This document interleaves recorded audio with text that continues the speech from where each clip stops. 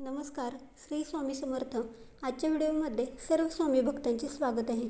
चैत्र महिन्यातील शुक्ल पक्षातील नवमी तिथीला भगवान श्रीरामांचा जन्म झाला असे मानतात। या दिवशी साजरा केला जाणारा पवित्र सण म्हणजे रामनवमी होय। हिंदू धर्मात हा सण खूप पवित्र मानला जातो।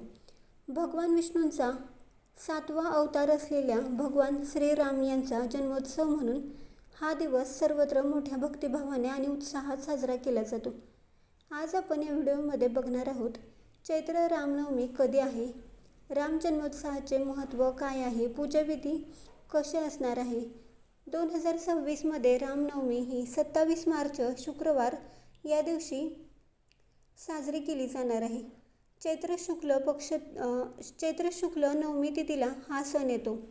या दिवशी अनेक भक्त उपवास करतात आणि रामरक्षा स्तोत्र म्हणतात, रामायणाचे पठण करतात।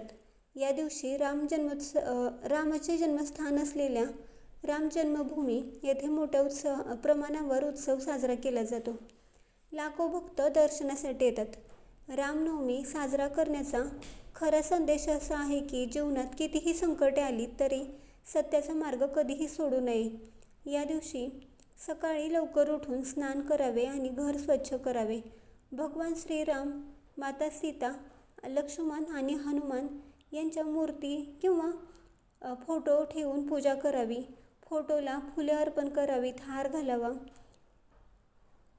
तुळशीची पाने ठेवावीत, नैवेद्यामध्ये खीर आणि फळे ठेवावीत, फोटोसमोर दिवा लावावा, अगरबत्ती लावावी आणि रामरक्षा स्तोत्र वाचावे, रामचरितमानसचे पठण करावे। या दिवशी रामनाम जप केल्यास मनातील नकारात्मकता दूर होते, जीवनात शांती मिळते।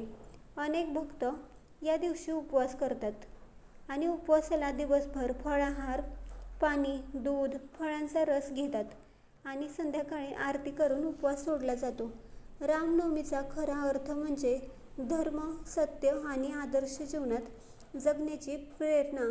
त्यामुळे या पवित्र दिवशी रामाचे स्मरण करून आपणही आपल्या जीवनात चांगले संस्कार रुजवू शकतो।